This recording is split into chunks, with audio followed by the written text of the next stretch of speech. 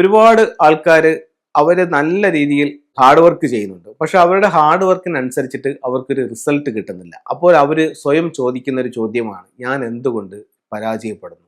ഇപ്പം ഞാനൊരു പുതിയ ബിസിനസ് സ്റ്റാർട്ട് ചെയ്തു, അത് പൊട്ടി പാളീസായി, എനിക്ക് വലിയൊരു ബാധ്യത വന്നു. അതല്ലെന്നുണ്ടെങ്കിൽ നമ്മളൊരു തൊഴിൽ അന്വേഷിച്ച് പോകുന്നു, തൊഴിൽ കിട്ടുന്നില്ല, അല്ലെങ്കിൽ നമ്മളെ തൊഴിലിൽ എന്നും വിഷയങ്ങൾ. ഇതൊക്കെ പല കാരണങ്ങൾ കൊണ്ട് ഇത്തരത്തിൽ സംഭവിക്കാം. ഒന്ന് നമ്മുടെ പിടിപ്പുകേട് കൊണ്ട് വരാം, അതല്ലെങ്കിൽ നമ്മൾ ശരിയായ തീരുമാനങ്ങൾ ശരിയായ സമയങ്ങളിൽ എടുക്കാത്തത് കൊണ്ട് വരാം. അങ്ങനെ പല കാരണങ്ങളും ഉണ്ടാവാം. പക്ഷേ അതിൽ ഒരു കാരണം ഞാൻ ഉറപ്പിച്ചു പറയുന്നു, നിങ്ങളുടെ വീടിൻ്റെ വാസ്തുദോഷം കൊണ്ടും ഇത്തരത്തിലുള്ള കാര്യങ്ങൾ വരാം.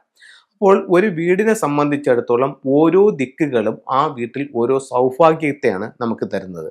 ആ ദിക്കിൽ നമ്മൾ അറിഞ്ഞോ അറിയാതെയോ മലിനപ്പെടുത്തുമ്പോൾ ആ സൗഭാഗ്യം നമ്മുടെ ജീവിതത്തിൽ നിന്നും അകന്നു പോവുകയാണ്, അല്ലെങ്കിൽ നഷ്ടപ്പെട്ടു പോവുകയാണ്. അപ്പോൾ നിങ്ങളുടെ വീടിൻ്റെ വാസ്തുപരമായിട്ടുള്ള കാരണങ്ങൾ കൊണ്ട് നിങ്ങൾക്ക് ജീവിതത്തിൽ സാമ്പത്തിക പ്രശ്നങ്ങൾ ഉണ്ടാവാം, കടബാധ്യതകൾ ഉണ്ടാവാം, ഫാമിലിയിൽ പ്രോബ്ലങ്ങൾ ഉണ്ടാവാം, ഭാര്യയും ഭർത്താവും തമ്മിലുള്ള അഭിപ്രായ വ്യത്യാസങ്ങൾ, വിവാഹമോചനം എന്നിവ പോലെയുള്ള സംഭവങ്ങൾ ഉണ്ടാകാം.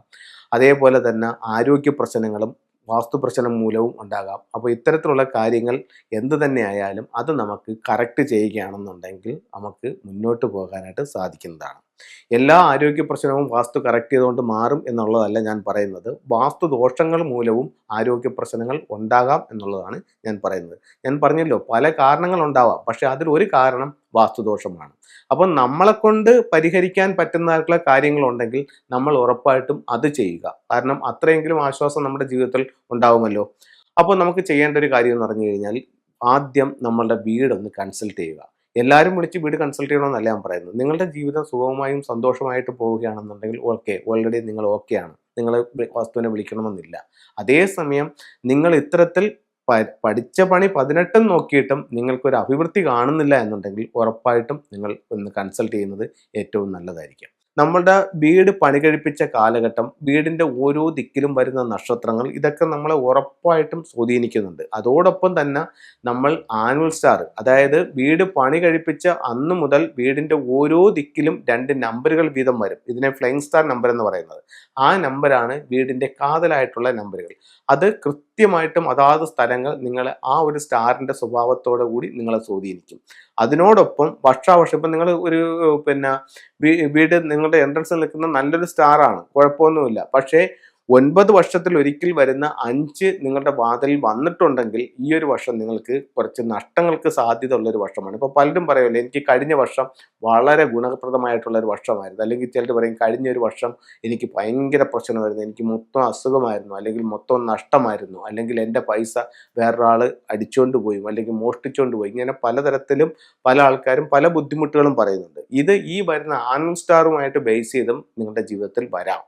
അപ്പോൾ അത്തരത്തിൽ എന്തെങ്കിലും സംഭവങ്ങൾ വന്നിട്ടുണ്ടെങ്കിൽ ഏത് സ്റ്റാറാണ് നിൽക്കുന്നത്, അതിനെന്താണ് ക്യൂർ ചെയ്യേണ്ടത്, അത് രീതിയിൽ നിങ്ങളൊന്ന് ചെയ്തു നോക്കൂ.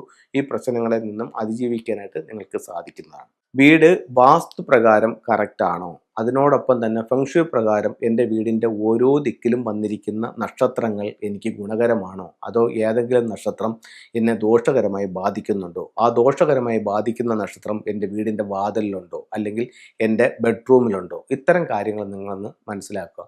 എന്നിട്ട് അതിന് ചെറിയ ചെറിയ കുഞ്ഞു പരിഹാരങ്ങളാണ് അത്, പക്ഷെ നിങ്ങൾ ചെയ്തു നോക്കൂ. ഒരുപാട് വ്യത്യാസങ്ങൾ ജീവിതത്തിലേക്ക് കൊണ്ടുവരാനായിട്ട് ഈ ഫെങ്ഷുയി മൂലം സാധിക്കുന്നതാണ്. ബ്ലൂ റൈനോ എലിഫന്റ് എന്ന് പറയുന്ന സ്റ്റാച്ചു ആണ്. അപ്പോൾ നമ്മളിപ്പോൾ പറഞ്ഞുകൊണ്ട് വന്നിരിക്കുന്ന ടോപ്പിക്ക് തന്നെ നമ്മുടെ ആനുവൽ സ്റ്റാറിനെ പറ്റിയാണ്. അപ്പോൾ ആനുവൽ സ്റ്റാർ 2025 നോർത്തിൽ വന്നിരിക്കുന്ന സ്റ്റാർ എന്ന് പറയുന്നത് 7 ആണ്.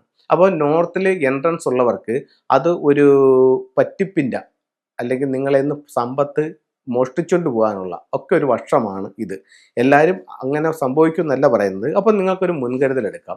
നിങ്ങളുടെ വീടിൻ്റെ ഫ്രണ്ടിൽ ഒരു വടക്ക് ദർശനമാണെങ്കിൽ ഒരു ബ്ലൂ കളറിലുള്ള ഒരു മാറ്റ് നിങ്ങൾക്ക് ഫ്രണ്ടിലിടാം. അതുപോലെ തന്നെ ബ്ലൂ റൈനോ എലിഫന്റ് എന്ന് പറയുന്ന സ്റ്റാച്ചു വടക്ക് വശത്തെ ഡോറിലേക്ക് നോക്കി വെക്കുന്നതും ഇത്തരത്തിലുള്ള ദോഷങ്ങൾ ഒഴിവാക്കാനായിട്ട് നല്ലൊരു ടൂളായി ഫെങ്ഷുയിൽ കണക്കാക്കുന്നുണ്ട്. ആനുവൽ സ്റ്റാറിലുള്ള ഒരു മറ്റൊരു നമ്പറാണെന്ന് പറയുന്നത് 5 ആണ്. 5 നിൽക്കുന്ന സ്ഥലം എന്ന് പറയുന്നത് ടോട്ടൽ ലോസിൻ്റെ ഒരു ഏരിയയാണ്. ഈ വർഷം അത് 2025 വന്നിരിക്കുന്നത് വടക്ക് കിഴക്കാണ്. അപ്പോൾ അവിടെ ഒരു 5 എലമെൻറ്റ് പഗോഡ വയ്ക്കുന്നത് ഈ ദോഷത്തെ ഒന്ന് ലോക്കപ്പ് ചെയ്യാനായിട്ട് നല്ലൊരു ടൂളായി ഫെങ്ഷുയിൽ അതിനെ കണക്കാക്കുന്നുണ്ട്. ഈ വർഷം കോറൽ സ്റ്റാർ എന്ന് പറയും 3 ആണ്. നോർത്ത് വെസ്റ്റ് ഭാഗത്ത്, അതായത് 2025 നോർത്ത് വെസ്റ്റ് ഭാഗത്താണ് ഈ 3 വന്നിരിക്കുന്നത്. അതിനൊരു പരിഹാരമായിട്ട് ഒരു ഫയർ ബോൾ അവിടെ സ്ഥാപിക്കാവുന്നതാണ്. അപ്പം ഇത്തരത്തിൽ നമ്മൾ നമ്മുടെ വീടിൻ്റെ ഓരോ ദിക്കിലും വരുന്ന നക്ഷത്രങ്ങളെ ഒന്ന് മനസ്സിലാക്കുക, അതിനനുസരിച്ചുള്ള കാര്യങ്ങൾ കറക്റ്റ് ചെയ്യുക. ഒത്തിരി നേട്ടങ്ങൾ നിങ്ങൾക്ക് 2025 ഉണ്ടാക്കാനായിട്ട് സാധിക്കും. എല്ലാവർക്കും എല്ലാ ഐശ്വര്യങ്ങളും ഉണ്ടാവട്ടെ എന്ന് പ്രാർത്ഥിച്ചുകൊണ്ട് നിർത്തുന്നു. നന്ദി, നമസ്കാരം.